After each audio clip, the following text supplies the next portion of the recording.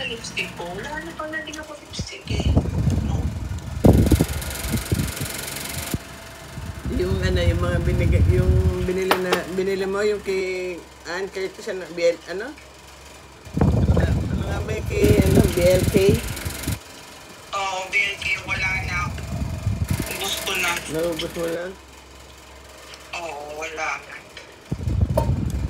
Wala pala akong lipstick. Yun lang pala, kaya pala ako bumili. Wala na pala akong lipstick eh. Ano to, yung, ano ba to? Yung mga ganyan, matagal lang buhay niya, matagal sa labi yan. Oo, pero mama yung amoy chemical na ba siya? Wala siya. Ano siya, yung talagang kahit kumain ka na medyo meron pa. Yung para mga medyo. Ayoko ng gano'n. Gusto mo yung gano'n? Oo, ganun ang ginamit natin sa Australia na kaya palaging ano. Si Pap. Yung Maybelline. Yung lips mo noon, yung mahingitim.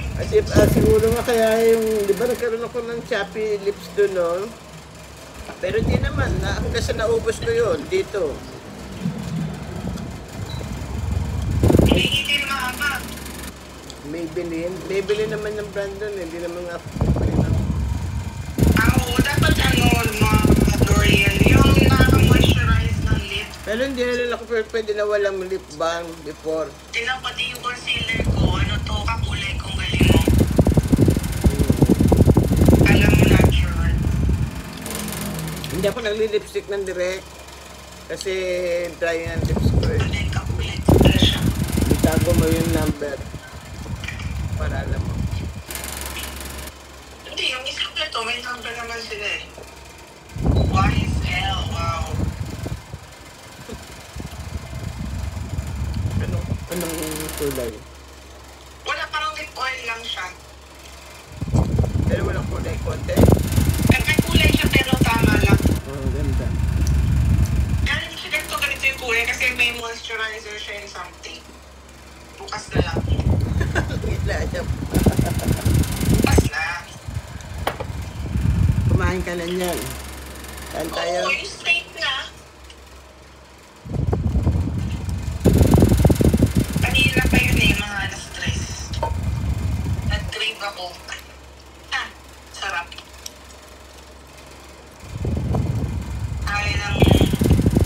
Sabi ng waiter, what are you celebrating? Dapat pala sinabi ko life. Cheers. Nakalimutan ko. Sabi ko, no, nothing. I'm just hungry. Fine dining. Doon mismo sa pinag-celebrate ng Pinoy. Oo, yung pinagbayad kami. Sakit sa akin. Next time, alam mo na. Oo, next time hindi na ako sama sa gano'n. Oo, tulad sa libre. Tapos na masakla pa doon, talagang hindi ko naman po yung order. Talagang tinignan kung ano yung ininom, ano yung kinain. Talagang po. Pag ng konting piraso doon sa appetizer, mag-aambag ka na doon sa appetizer. Ganun. Talagang as total bill, hindi yung binili mo, hindi lang yung kinain mo. Hindi, lugi ka, hindi katulad to sa Australia. Talaga, ano yung kakainin natin, tayo magbabayad. Hindi, magbabayad ka rin na kaso. Talagang sharing. Ilan kayo? Marami naman yata kayo dito. Marami naman kami 6, pero umabot din kami ng 70 each or 80.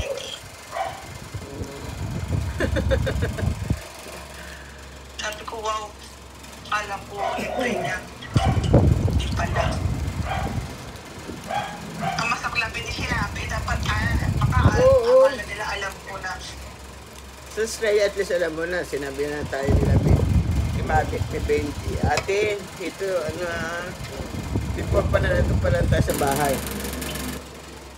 Ganito sa Australia, mag-invite ka, mag-attend ka, pero you have to pay your own, Ha? Ano, steak?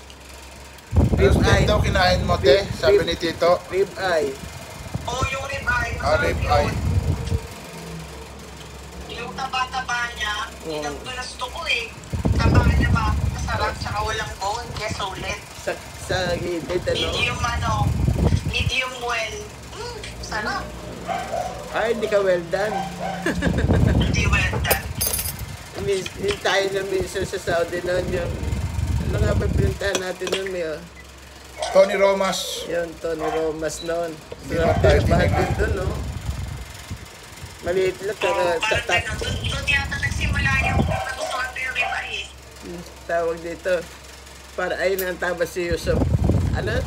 Hindi tayo tininga. Hindi tayo tininga. Mas potato lang yung nagpatinga sa atin doon. Kasi may ano lang talaga, hindi talaga pang ano.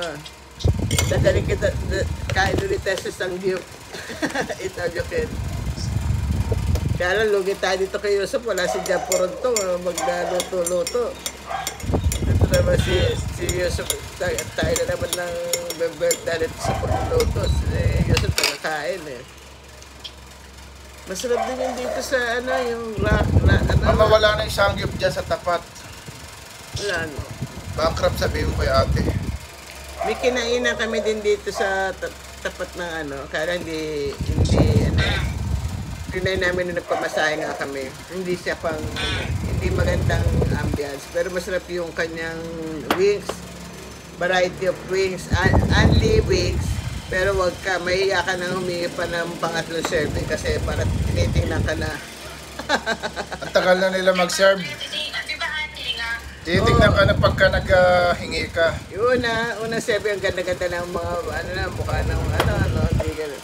Ano, may mga choices so kayo dito, pili kayo, may mga teriyaki, barbecue, blah, blah, blah. Di sa pagtawid mo lang ng Espanya, yung dadudes doon, pag may kulang, hindi nga na, sabi ko, hindi nga ako nakalutot nagpapasaya ko. Pag na maganda, masarap naman talaga, pero hindi maganda ambience kasi yung isang tao doon, dala ng timba, kung saan galing timba yun, pag-hugas yata, whatever. Kasama yan kasi mura nga eh. Huwag ka na mag-demand ng ambience. Hindi naman masyado mura. Tama din naman kaya ng 300 plus. 250. Yeah. 250 pa rin. Mukha ko, nilagyan ng concealer, ang kinis ko. Nagpa-opera na siya. Dan yung sinasabi niya dito yun. Wala pa. Wala. Dito na lang ate. Naman dapat operahan dito. Gusto niya yung eyelines niya may kulubot na, may linya na dito. Oo. Di pangalawa, okay pa din. Ano ma'am, anong gusto niyo na sa next serving? Pili na kayo para prepare na.